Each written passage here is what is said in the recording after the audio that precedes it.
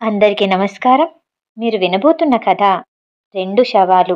రచించిన వారు రావి కొండలరావు గారు. తొలికోడితో లేచి తన వంగ తోటకు నీళ్లు పట్టుకొని అలసిపోయిన శరీరాన్ని నదిలో ముంచాలని నదివైపు దారి తీస్తూ ఉన్నాడు రంగయ్య. దారిలో ఉన్న పాడుబావిలోకి అనుకోకుండా ఓసారి తొంగి చూశాడు. ఉలిక్కి పడ్డాడు. తల లాక్కొని మళ్ళీ కళ్ళంత చేసుకొని చూసి కెవ్వుమన్నాడు రంగయ్య. రంగయ్యకు ఒంటిమీద స్పృహ తప్పినట్టయింది. తను చూసింది నిజమా కలా అనుకున్నాడు. ఊపిరి పెదవులు బిగించి మరోసారి బావిలోకి చూడసాగాడు. ఈసారి అతను పూర్తిగా స్పష్టంగా చూశాడు. బావి నీళ్లల్లో తేలుతూ 2 శవాలు కనిపించాయి. ఒక్కసారిగా రంగయ్యకు ఒళ్ళు మరింత చెమట పట్టింది. ఏమిటో మాట్లాడిపోయాడు. గట్టిగా అరవపోయాడు. పెదవులు తెరుచుకున్నాయి కాని కంఠంలోని స్వరం రాలేదు. రంగయ్య కొయ్యబారిపోయాడు. తమాయించుకొని వెనక్కి వచ్చి అటూ ఇటూ చూశాడు. కాను చూపు మేరలో ఎవ్వరూ కనిపించలేదు. కొన్ని పర్లాంగుల దూరంలో తన ఊరు కనిపిస్తుంది. రంగయ్య ఏమీ తోచని వాడల్లే తన్ను ఎవరో తరుముతున్నట్టుగా ఊరికేసి పరిగెత్తసాగాడు రొప్పుకుంటూ. కసరత్తుగానే మొదలెట్టావా ఏంటి రంగయ్య అని పక్క నుంచి నవ్వుతూ పలకరించాడు కరణంగారి అబ్బాయి వేణు. ఆ పిలుపుతో రంగయ్య తన కాళ్లకు బంధాలు పడ్డట్టు టక్కున ఆగాడు.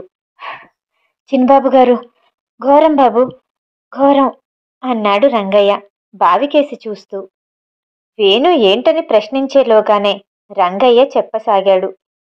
బాబుగారు, బాబుగారు, పెందలగడలేసి ఏళ్ల మొహం చూశానో ఏమో గాని రామ రామ, నూతికాడికెళ్ళి చూద్దును గదా, 2 శవాలు, 2 శవాలు బాబు అన్నాడు తడబడుతూ. వేణు ఆగమ్యంలో పడ్డాడు. ఏం మాట్లాడుతున్నావు రంగయ్య? శవాలా? 2 శవాలా? అది బావిలోనా అంటూ పరిగెత్తసాగాడు. వెనకాలే రంగయ్య పరిగెత్తాడు. ఇద్దరూ బావిగట్టు మీద నుంచి లోపలికి తొంగి చూశారు. నిశ్చలంగా 2 శవాలు. ఒకటి మొగ, ఒకటి ఆడ. ఒకదాన్నొకటి ఒరుసుకుంటూ పాడు నీళ్లల్లో తేలుతున్నాయి. ఒక్క గంట సేపట్లో ఊరంతా ఆ వార్త పాకిపోయింది. ఊరవతల ఉన్న పాడుబావిలో 2 శవాలు అన్న వార్తేగాని రెండో మాట ఊళ్ళో వినిపించలేదు. సగం ఊరంతా బావి ప్రాంతాలకొచ్చింది. ఆడవాళ్ళు, మగవాళ్ళు, ముసలాళ్ళు అంతా చేరి ఓసారి బావిలోకి తొంగి చూసి రామ రామ అనో నారాయణ అనో అనుకుంటున్నారు. ఏం చోద్యమమ్మా ఇది అన్నది వెంకమ్మ చుక్కమ్మతో. పోయే కాలం కాకపోతేను అయ్యో అని నోరు నొక్కుకుంది చుక్కమ్మ. చూశావా కలియుగం అన్నాడు నరసింహులు నారాయణతో. ఎవడికి పుట్టిన బుద్ధి చెప్పమా ఇది అన్నాడు నారాయణ. అయ్యో, భార్యాభర్తలిద్దరిని గొంతులు నొక్కేసి నూతిలో పడేశాడు. వీడి చేతులు పడిపోను, వీడికి చేతులట్టా వచ్చాయో ఏంటో అనుకుంది సుబ్బమ్మ. ఇవి హత్యలా, ఆత్మహత్యలా అనుకున్నాడు వెంకటేశ్వర్లు డిటెక్టివ్ సాహిత్యం తనపై ప్రసరించిన జ్ఞానకిరణాల వల్ల. నాకు తెలుసు కదటోయ్, ఇదేదో భగ్న ప్రేమ అని వాపోయాడు ప్రణయ కథల పాఠకుడు సుబ్బారావు. పాడుబడిన బావిలో 2 శవాలు. వార్త పక్క ఊళ్ళకు కూడా పాకింది. ఇసుక వేస్తే రాలనంత జనం పోగైపోయారక్కడ. అంతటా హడావుడి, కోలాహలం, పెద్దగా గోల, కేకలు.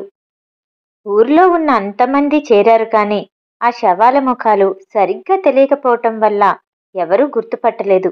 ఎవరు చెప్పమా, ఎవరు అనుకున్నారంతా. ఎవరూ ఏడుస్తూ రాలేదు కాబట్టి ఆ ఊరి వాళ్ళు కాదేమోనని ఎవరో అన్నారు. దిక్కులేని వాళ్ళేమో అన్నాడొకతను. ఆకలి చావులు అని మరొకడన్నాడు. ఆ ఊరి మున్సబు, కరణము, పోలీసు వాళ్ళు వచ్చారు. జనాన్ని దూరంగా తరిమి అదుపులో పెట్టారు. 2 శవాల్ని పైకి తీయించారు. ఒకటి మగవాడు, కుర్రాడే, 25 సంవత్సరాలుంటాయేమో. ప్యాంటు చొక్కా ఉన్నాయి. రెండోది ఆడశవం. చీరె రవిక, చేతికి 1-2 గాజులు ఉన్నాయి. వయసు 20 సంవత్సరాలు కూడా ఉండవేమో. కరణంగారబ్బాయి వెంటనే మగ శవాన్ని గుర్తుపట్టాడు. అది ఆనందరావు అనే యువకుడిది. ఆనందరావుని కరణంగారబ్బాయి వేణు ఎరుగును. ఇంకొక ఆయన ఎవరో ఆ అమ్మాయిని గుర్తుపట్టాడు. తన ఇంటి పక్కనున్న నాగభూషణం భార్య లక్ష్మి. కొద్దిసేపట్లో ఆ 2 శవాలు ఎవరివో ఊరంతా తెలిసిపోయింది. పోలీసు వాళ్ళు ఈ శవాల్ని పంచాయతీకి పంపారు. శవాల శరీరాలపై కత్తిపోట్లు గాని మరే విధమైన దెబ్బలు గుర్తులు కానీ లేవు. గొంతు పిసికి నూతిలో పారేసినట్లుగా కూడా అనుమానించడానికి లేదు. క్రితం రాత్రి 12-1 గంటల మధ్య ఈ మరణాలు జరుగుంటాయని, ఆత్మహత్యలు కావచ్చని నిర్ధారణ చేశారు పంచాయతీ వారు. ఆనందరావు జేబులో వెతికితే ఒక అధమరకం సిగరెట్టు పెట్టె, ఒక అగ్గిపెట్టె, కొన్ని చిల్లర డబ్బులు దొరికాయి. చీర, రవిక, గాజులు, తలలో 2 పువ్వులు మినహా మరేం దొరకలేదు లక్ష్మి దగ్గర. ఈ శవాలను వాళ్ళ బంధువులకు అప్పగించాలని పోలీసు వాళ్ళు చూశారు. ఏడ్చుకుంటూ ఎవరన్నా వస్తారేమోనని చాలాసేపు నిరీక్షించారు. ఎంతకు ఎవరూ రాలేదు. ఆనందరావు విషయమై సబ్ ఇన్స్పెక్టర్ వేణును చాలా ప్రశ్నలు వేశాడు. ఆనందరావుకు నాకు పెద్ద స్నేహం ఏమీ లేదు, కానీ బాగా తెలుసు. సాధారణంగా పట్టణ మందిరంలో కలుసుకునేవాళ్ళం. అతనొక్కడే ఇక్కడుంటున్నాడు. ఏదో ఆఫీసులో ఉద్యోగం చేసుకుంటున్నాడు.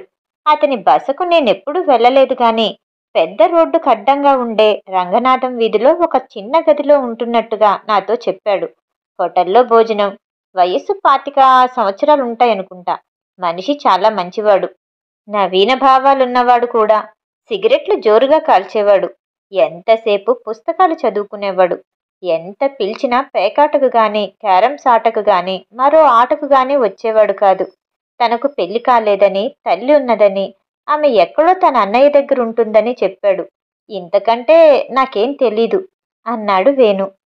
మిస్టర్ వేణు, ఆనందరావు ఎప్పుడు మీ దగ్గర ఈ అమ్మాయి గురించి ప్రస్తావించలేదా అడిగాడు ఇన్స్పెక్టర్. ఆహా, లేదు లేదు అన్నాడు వేణు.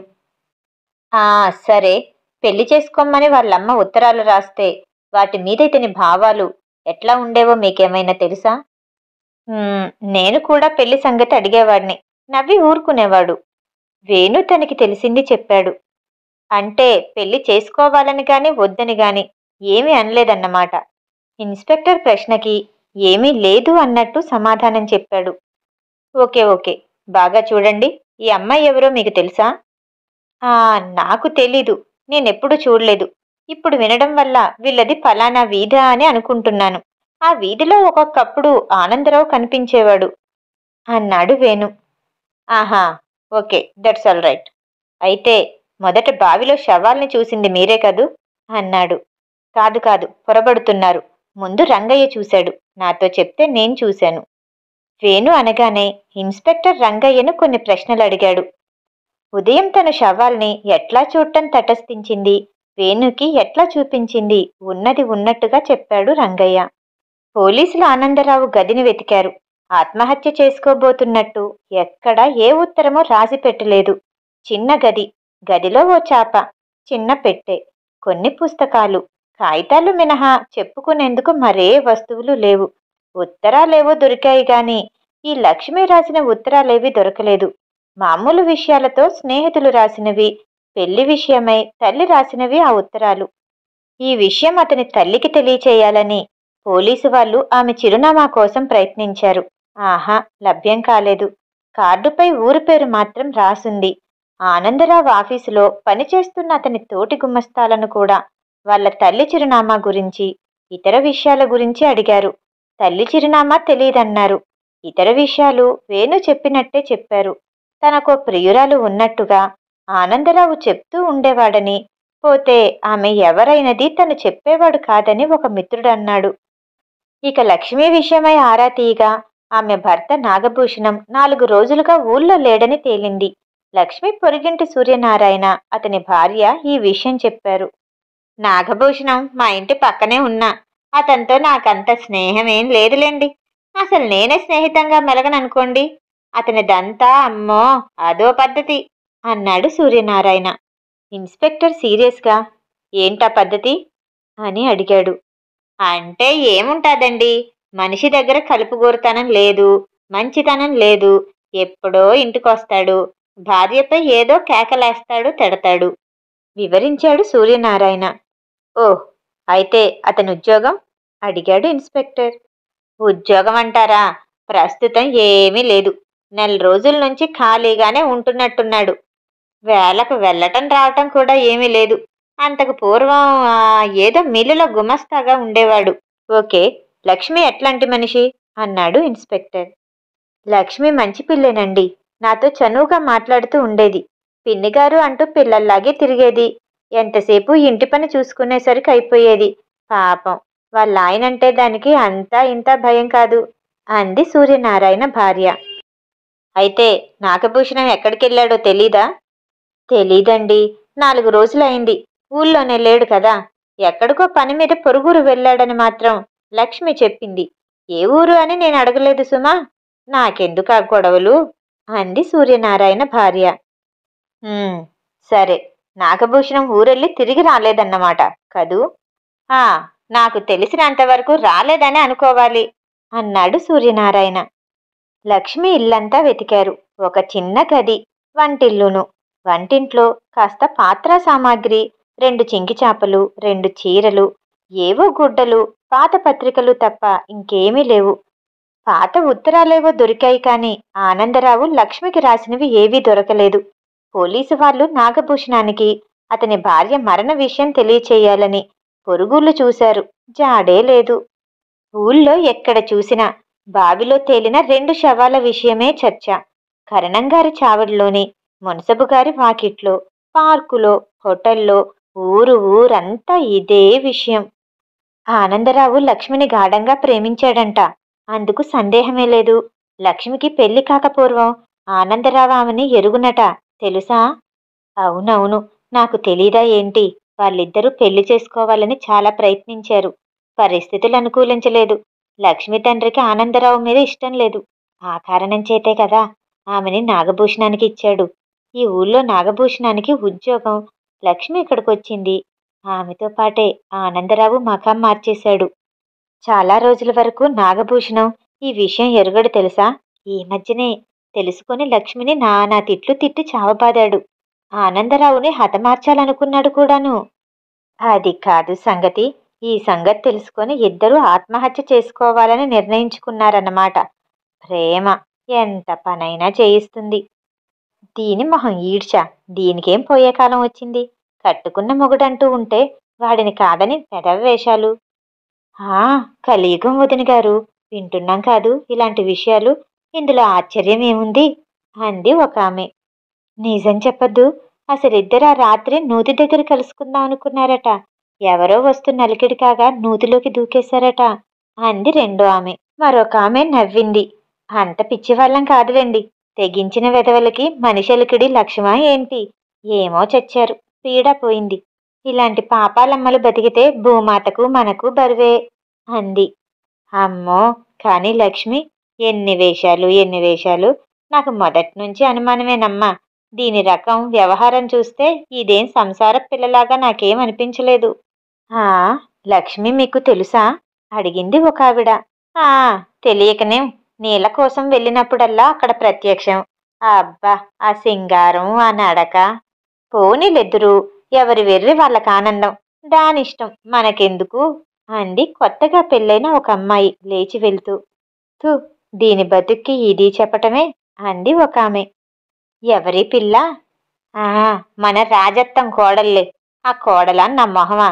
ఆ కొడుక్కి ఎక్కడో ఉత్తరాదిన ఉద్యోగం. ఈ పెళ్ళంగారిక్కడ నానా వేషాలు వేస్తూ అని గొంతు తగ్గించి, వాళ్ళింట్లో అద్దెకున్నాడులే ఓ కుర్రాడు, వారిని పెట్టుకొని అని అంది. రామరామ, ప్రపంచమంతా ఒకేలా ఉంది. మార్కెట్లు మండిపోతున్నాయంటే మండవు మరి. లక్ష్మి ఇంటి పక్కనే ఉండే సూర్యనారాయణ నాగభూషణాన్ని తిట్టసాగాడు. నాగభూషణం ప్రవర్తన వల్లే లక్ష్మి ఇట్లా తయారయిందన్నాడు. వీడు పెందరాలే కొంపకి చేరి వేళ్ల పట్టిన ఇంట్లో ఉంటూ పెళ్ళాన్ని అదుపులో పెట్టక్కర్లే. అందుకే వీడిని చూస్తే దానికి మంట. ఏవో డబ్బులు తెచ్చేవాడు, తాగే అర్ధరాత్రి కొంపకి చేరేవాడు. మీ బుద్ధికి మీరు అనేవారే ఊరుకుందురు. మీరు మాత్రం పెందరాలే కొంపకి చేరుతున్నారా? తిండి తింటున్నారా? మీకదిగో ఆ మొండున్నంతకాలం అంది అతని భార్య. ఓసేవ్, దాని సంగతే నిన్ను ఎత్తద్దన్నాను. చచ్చినట్టు పడుండు, లేకపోతే పో అని లేచాడు సూర్యనారాయణ. పడే ఉన్నాను. అంత బంగారము మీ కింద తగలబెట్టి ఇదిగో నెత్తి నోరు మోసుకొని ఇలా నిలబడ్డాను అంది కళ్ళెమ్మట నీరు కక్కుతూ సూర్యనారాయణ భార్య. నోర్ముయ్, ఏడుస్తావే? నువ్వు ఆ నూతిలో పడి చావు, ఆ లక్ష్మితో పాటు. ఆ అలాగే చేస్తాను. పాపం, దాని చావు తలుచుకుంటేనే నా గుండె బద్దలైపోతుంది. చక్కదనాల పిల్ల, ఒకరి జోలీ బాధ అక్కర్లేని పిల్ల, ఇంత పనికి ఎట్లా తెగించిందో. ఆ మైకరాలు, ఆ వెధవ ఎవడో ఏం మందు పెట్టాడో గాని. ఆహా, ఏంటే నువ్వు దాన్ని సమర్థిస్తావెందుకు? ఇదేం తక్కువదా ఏంటి? అది నన్నే వల్లో వేసుకుందామని చూసిందిగా అన్నాడు సూర్యనారాయణ గొప్పవాడల్లే. లక్ష్మీ ఆనందరావుల చావుల గురించి ఇలా రకరకాలుగా చెప్పుకోసాగారు. ఆత్మహత్యలని కొందరు, పోలీసు వాళ్ళు కాదంటున్నా హత్యలే అని కొందరు మాట్లాడసాగారు. ఆనందరావు గురించి, లక్ష్మి గురించి పోలీసు వాళ్ళు వీలైనన్ని వివరాలు సేకరించారు. సేకరించిన వివరాలు బట్టి వాళ్ళిద్దరూ గాఢ ప్రేమికులేనని తేలిపోయింది. నాగభూషణానికి తెలిస్తే రభసవుతుందనే, లోకం ఆడిపోస్తుందనే ఇలా బలవంతపు చావులు చచ్చారని పోలీసుల భావన. బావిలో శవాలు దొరికిన ఆ సాయంత్రం వరకు పోలీసుల కలేబరాలను అలాగే ఉంచారు. వాటి బంధువుల కోసం ప్రయత్నించి ఎవరూ ఇప్పట్లో వచ్చే సూచనలు కనిపించకపోగా వాటిని దహనపరిచారు. ఆ సాయంత్రం పోలీస్ స్టేషన్కు ఒక సాక్ష్యం వచ్చింది. ఊరి చివర ఉంటున్న ఒక ఆయన లక్ష్మీ ఆనందరావు కలిసి క్రితం రాత్రటు వెళ్లడం చూశానన్నాడు. ఆ అదే రంగు గుడ్డల్లేండి, వాళ్లే. ముఖాలు నేను చూడలేదు గాని సరదాగా అలా కబుర్లు చెప్పుకుంటూ పోతున్నారు. అతన్ని పోలీసులు మరేవో ప్రశ్నలు వేశారు. అతను సమాధానాలిచ్చాడు. ఆత్మహత్య చేసుకుందామని అనుకునేవాళ్ళు అంత సరదాగా వెళ్తారా అనుకున్నాడు ఇన్స్పెక్టర్. ఈ సరదాగా వెళ్లడాన్ని బట్టి చూస్తే ఆత్మహత్య చేసుకుందామనే ఉద్దేశం వీళ్లకు లేనట్టుంది. ఏమైనా వీళ్ళ చావుల గురించి రకరకాల భోగట్టాలు వినిపిస్తున్నాయి. ఇందులో ఏది నమ్మాలో ఏది నమ్మకూడదో తెలియటం లేదు. ఆఖరికి పోలీసు వాళ్ళు ఒకటి కావచ్చనుకున్నారు. ఏంటంటే 4 రోజులుగా నాగభూషణం ఊళ్ళో లేడు. వెళ్లే ముందు భార్యతో పోట్లాడి వెళ్ళాట. ఆ తర్వాత రానేలేదు. లక్ష్మీ ఆనందరావు సాధారణంగా ఊరవతల బావిగట్టు మీద కలుసుకుంటూ ఉండేవారు కాబోలు. అందుకని నాగభూషణం తను ఊళ్ళో లేనట్టు నటించి ఊళ్ళోనే ఎక్కడో ఉంటూ రాత్రి ఊరవతల వాళ్ళ కోసం ఎదురు చూస్తూ ఆ రాత్రి అక్కడికొచ్చి వాళ్ళ గట్టు మీద కూర్చుని ఉండగా ఇద్దరినీ బావిలోకి తోసేసి తన మానాన తాను పారిపోయుంటాడు. ఈ తొయ్యటంలో వాళ్ళు కేకలు వేసినా ఊళ్ళో వాళ్లకు వినిపించటానికి దూరం కాబట్టి ఆస్కారం లేదు. ఇదే కావచ్చని చాలా మంది అభిప్రాయపడ్డారు. ఏది ఏమైనా ఈ నాగభూషణాన్ని వెతికి తెస్తేనే గాని విషయం తేలదు. అందుకని పోలీసు వాళ్ళు నాగభూషణం కోసం ఆ రాత్రి నుంచి తీవ్రంగా గాలించటం ప్రారంభించారు. అలా భూలోకం విడిచి ఏదో లోకానికి పోతూ రెండాత్మలు గగన మార్గంలో దగ్గరగా కలుసుకున్నాయి. చాలా దూరం నుంచి ఆ రెండూ దూరం దూరంగా కలిసే వస్తున్నాయి. ఒక రోజంతా అట్లా ప్రయాణం చేసిన తరువాత ఒక ఆత్మ తెగించి మరో ఆత్మని ప్రశ్నించింది. ఎవరు నువ్వు? రెండో ఆత్మ సమాధానం చెప్పలేదు. ఎందుకో విచారంగా ఉంది. ఇదిగో నిన్నే, నువ్వెవరో చెప్దూ కాస్తా అంది మొదట ఆత్మ మళ్ళీ. రెండో ఆత్మ నెమ్మదిగా అటు తిరిగి, అంత తెలుసుకోవలసిన అవసరం ఏముంది అంది. అది కాదు, ఊరికే కాసేపు మాట్లాడదు, మనస్సేం బాగాలేదు. నేనేమీ మాట్లాడే స్థితిలో లేను. నా మనసు అంతకన్నా చిరాగ్గా ఉంది. అందుకనే కదూ ఇద్దరము కాసేపు మాట్లాడుకుందామనేది. ఆ చిరాకులు మర్చిపోదాం. సరేలే, అయితే విను. నా పేరు లక్ష్మి, మాది పలానా ఊరు అంది ఆత్మ. ఏంటి, నీ పేరు లక్ష్మా? ఆ పలానా ఊళ్ళో బావిలో పడి చచ్చిపోయిన లక్ష్మివి నువ్వేనా? అవును, నేనే. నువ్వెవరు అంత ఆశ్చర్యపడుతున్నావు? నా పేరు ఆనందరావు, నీతో పాటు చచ్చింది నేనే అని నవ్వాడు. నీకో విషయం తెలుసా? నువ్వు నాకు రాసిన ఉత్తరాల కోసమట నా గదంతా చిందరవందర చేసేశారు. ఒక్కసారి కిందకి దిగెళ్ళి నా గదినిట్లా చేయడానికి మీకేం అధికారం ఉంది అని అడగాలనిపించింది అని అన్నాడు. అసలు ఈ మనుషులకి మరేం పని లేదనుకుంటా. ఉన్నవి లేనివి కల్పించి మాట్లాడుకోవటంలో వాళ్ళకెంత ఆనందమో. అదే కదా, ఒక మొగాడు ఆడది ఒకే బావిలో చచ్చారనగానే ఎన్ని కథలల్లారు, ఎన్ని అబద్ధాలాడారు. అసలు లోకమే అంతా. ఉదాహరణకు చెప్తా విను. నేనొక రాత్రి ఏదో ఆలోచించుకుంటూ పార్కులోకి వెళ్ళాను. అక్కడ ఎవరో మాట్లాడుకుంటున్నారు. నాకు ప్రశాంతత కావలసొచ్చింది. అందుకని పక్కనే ఉన్న స్త్రీల పార్కులోకి వెళ్ళాను. సాయంత్రమే అది ఖాళీ అయిపోయిందిగా మరి. నా రాక చూసి ఆ తోటమాలిగాడు ఎగిరాడు. ఆడవాళ్ల పార్కులో ఈ రాత్రి వేళ నీకేం పని అని అడిగాడు. నాకు ఒళ్ళు మండిపోయింది. చెప్పుతో ఒక్కటిచ్చుకుందామన్నంత కోపం వచ్చింది. ఈ పార్కులోకొస్తే మాత్రం సదుద్దేశంతో వచ్చారని ఎందుకనుకోవు అని అడిగాను. వీల్లేదు అన్నాడు వాడు. సదుద్దేశమే పనికిరాదంటాడు. అర్ధరాత్రి వేళ స్త్రీల పార్కులోకి వెళ్ళటం అంటే అందులో సదుద్దేశం ఎక్కడ ఉందంటాడు. లేనిపోని మాటలెన్నో అన్నాడు. నా మీద ఎన్ని కథలో కల్పించడానికి సిద్ధపడ్డాడు. నేను వెనక్కి తిరిగి చూడకుండా బయటపడ్డాను. అటువంటిది ఒక బావిలో ఒక ఆడ శవం, మగ శవం కనిపిస్తే కదలరావు అన్నట్టు వాడెవడో అంటాడు. మనిద్దరం నవ్వుతూ వెళ్తూ ఉంటే చూసేట. ఇట్లా నిందగా మాట్లాడటంలో గొప్పతనం ఉందనుకుంటారు కాబోలు. అసలు ఆ వేణుగాడు నాతో అంత స్నేహంగా మెలిగి అంటాడు. నన్ను వాడు చాలాసార్లు మీ వీధిలో చూశాడట. వెధవని పాతి పెట్టాలి అన్నాడు ఆనందరావు. దాందే ముందులే, నా మీద చూసావా? మా పొరుగింటి సూర్యనారాయణ ఏమన్నాడో? అతన్ని నేను తండ్రిలాగా భావించుకునేదాన్ని. వాడిని నేను వల్లో వేసుకుందామని చూశానట. వాడి భార్య మాత్రం మంచిదే. వాడు మాత్రం దొంగముండా కొడుకు. నేను పోకిరేదాన్నట. వేషాలు వేస్తున్నానట. నంగనాచినట. అబ్బబ్బా, ఈ ఆడంగులకు మరేం పని లేదు మరి. చిచి అంది లక్ష్మి. అంతేనా? మనిద్దరం నీ పెళ్లి కాక పూర్వం నుంచి ప్రేమికులమంటగా అంటూ నవ్వేశాడు ఆనందరావు. వాళ్ళ శార్థం అంటూ లక్ష్మి కూడా నవ్వేసింది. వాళ్ళ గురించి ఊళ్ళో వాళ్ళు చెప్పుకున్న కబుర్లు కథలు తిరిగి చెప్పుకున్నారు. కోప్పడ్డారు, తిట్టారు. ఈ లోకాన్ని, ఈ మనుషుల్ని నమిలి మింగేద్దాం అనుకున్నారు. ఇంతకు అసలు నువ్వెట్లా చనిపోయావు? ఎందుకు చచ్చిపోయావు? అన్నాడు ఆనందరావు. అదా, మా ఆయన నాగభూషణం అని విన్నావుగా. మేము చాలా బీదవాళ్ళం. ఆయన అట్టే చదువుకోలేదు. ఏదో చిన్న ఉద్యోగం చేస్తూ ఉండేవారు. ఆ వచ్చిన డబ్బులు మా తిండికే చాలేవి కావు. నాకు పెళ్ళయి ఎన్నో ఏళ్ళు కాలేదు. తరువాత కొన్నాళ్లకు మా ఆయన్ను యజమాని పనిలోంచి తీసేశాడు. మాకు తిండి తినటానికి మెతుకులు లేకపోయినాయి.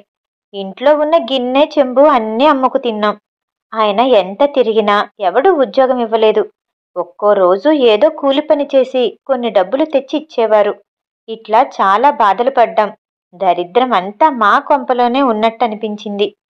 ఆఖరకు మా ఆయన 4 రోజులుగా తిండి తిప్పలేక ఇంటికొచ్చి, నేనెక్కడికో పోతున్నాను, నా గురించి నువ్వు బెంగపడమాకు, బతికుంటే సుఖంగా ఉంటే తిరిగొస్తాను, ఎక్కడికి వెళ్తానో నాకే తెలీదు అన్నాడు.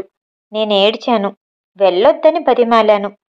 ఆయన వినిపించుకోలేదు. మాట్లాడకుండా, గుడ్డముక్కైనా పైన వేసుకోకుండా చరచరా వెళ్ళిపోయాడు. ఆయన వెళ్ళిపోయిన తర్వాత నాకు మరేం తోచలేదు.